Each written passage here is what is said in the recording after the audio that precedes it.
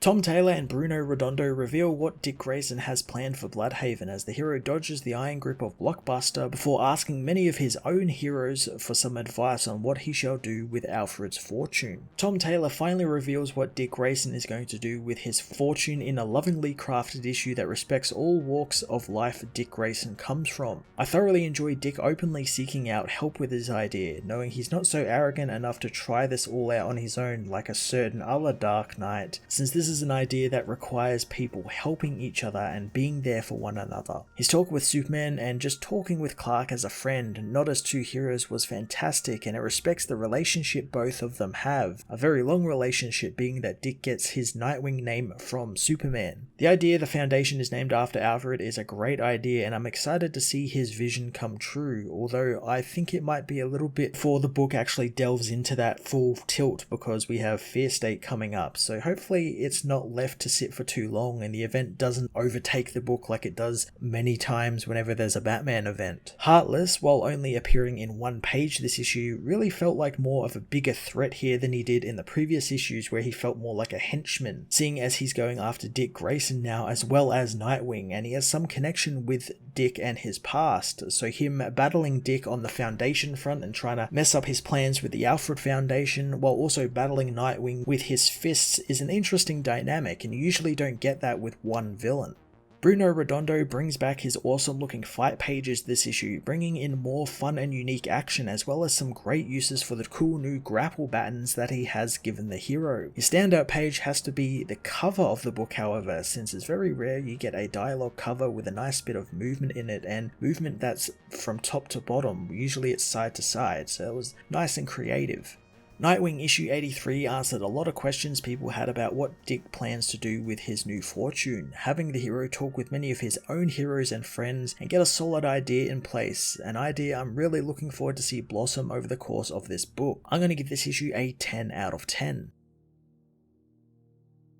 Nightwing issue 83 finds the Bludhaven police demanding Nightwing come out with his hands up, as Blockbuster tells the commissioner he has 2 minutes and then he's going in. Melinda knows that before whatever happens, Dick needs to learn the truth, but Dick says he's seen her FBI file. Melinda knows that most of that was redacted though, so Dick asks if she is not working for Blockbuster and Boss Maroney. Melinda says that she isn't, but they think she is, since that's what her file won't tell him, is that she brought down 2 crime bosses from the inside while with Boss Maroney, having worked very hard to get where she is, and she intends to do the same for Bludhaven. She wonders if Dick is having a difficulty believing someone could live a double life, but Dick knows he's pretty used to that. Dick can tell by her breathing and facial tics that she's telling the truth, or she is an excellent liar. Melinda says that she's thought about what kind of person Dick might be for years, and now she finds he's Bludhaven's superhero, knowing that they can help each other and bring down the gangs. Dick knows that they can do more than that, about to tell her something when the commissioner demands Nightwing come out again. Dick knows that they must have been watching Melinda's place and knew he broke in, so he changes into his costume, knowing right now they think he's a dangerous vigilante who's broken into the new mayor's home, and they can work with that. Blockbuster soon kicks in the door, finding Melinda and her assistant have been tied up. Melinda acts surprised as Roland unties her, learning he protects all his assets and he is indeed watching her.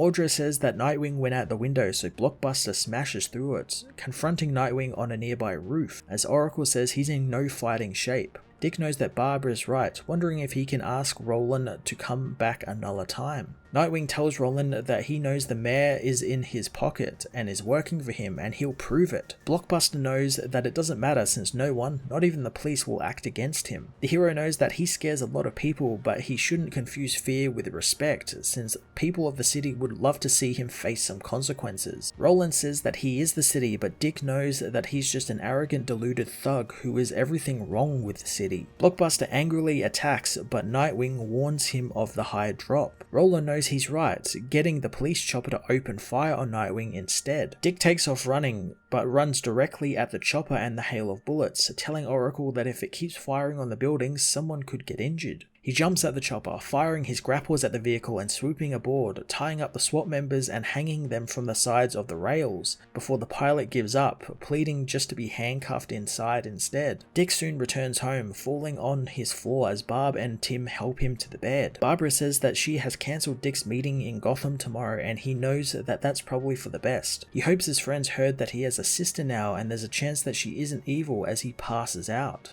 The next morning, Dick finds he slept for 2 whole days, but it's okay since Oracle has had Tim patrolling the city for Heartless, but to no avail. Dick knows that he needs to start talking with people who have devoted their lives to helping people outside the system. Dick goes to see Leslie Tompkins at her clinic, telling her Alfred told him he was a problem solver, but he's not so arrogant to try and solve the problem on his own, especially a problem like this. Leslie has some thoughts, and soon so do the Titans and even Lucius Fox, as Lucius says that something this scale is going to take time and they'll need to employ the right people, but Dick has the money to do so and he can get started. Later on, Dick meets with Superman in Metropolis, telling Clark that he's got an idea, and Clark was the one to give him the name Nightwing, and he's given the hero some of the best advice he's ever received, so he thought Clark would have a unique perspective thanks to being one of the most human people he knows. Clark asks if he's spoken with Bruce, but Dick hasn't, since he's worried the man might try and talk him out of it since he's mighty persuasive and often right. Superman says that Bruce believes in him though, and they all do, and Bruce respects him, so Dick should call him. Dick says he should just text since Bruce would appreciate the non-personal touch. Clark laughs, knowing that is definitely true, and for a man who's fearlessly stood up against Darkseid, he does like to avoid conversation. Dick says that Alfred left him a lot, but he doesn't think there's anything heroic about being a billionaire. Clark apologizes for the death of Alfred, knowing that he looked up to him. Dick is surprised that Superman looked up to Alfred, and Clark says the world would have been lost without the heroes Alfred raised, without his generosity and his love and support, knowing Dick is a lot like him. Superman wants to know Nightwing's idea, so Dick tells him, with Clark knowing that's quite the idea. Dick is worried that it's too small, however, but Superman says it's not small, it's focused. He knows that he's always believed about leading by example, and the example Dick is setting will inspire others, and they will in turn lift people up, and if he's successful, the rest of the country and the world could see what is possible. He knows Dick already knows all of this, getting ready to leave, since he's meant to bring home dinner. He does ask Dick for a favor though, revealing that he might need to go away for a while soon, and all of this will fall on his son John, hoping Dick will give him some guidance and friendship. Dick is more than happy to help as Superman leaves, knowing that he couldn't think of a better role model than Dick Grayson. The following day, the press gather outside Dick's place, with him knowing that they must know he's now the richest man in Bludhaven. Barbara lets on that she may have tipped them off, as Dick knows that it would have been easier in a mask. Barbara knows that it's time for Dick Grayson to be the hero, and they have talked this through and he knows what he's doing, wondering if he's got a name for it yet. Dick does indeed, but before he goes out there, he wants to thank her for being there, since there's no way he could have done this without her, and whatever happens next, he wants her to know he loves her. Barbara kisses him, telling the boy wonder to go get them. Dick addresses the media, telling them that he just became a billionaire, but he doesn't believe any one person should have so much when many have so little, so he's going to give it all away, and will do so by establishing one of the world's largest self-sustaining foundations, and while some programs will help in targeted areas around the world, the bulk of the wealth will go to Bludhaven. He knows to begin, the foundation will work with the city to ensure no one is living on the streets by this time next month. The press ask about the people who have problems beyond homelessness, so why is he starting there? And after a moment, Dick says it's because it's getting colder out and winter is coming. But that's just the first phase, since he's seen money used for enforcement and the poorest and vulnerable blamed and punished rather than assisted, and he wants to try something different and help. He's aware that desperate people do desperate things, and people in the city who are powerful have preyed on those and profited from the city, and he aims to make those people obsolete. Dick knows that too many good people have fallen, and it's time they caught them, so today they will begin work on public and affordable housing, access to employment, prisoner rehab, public transport, free renewable energy, healthcare, and a guaranteed living wage, and they will completely end poverty in Bludhaven.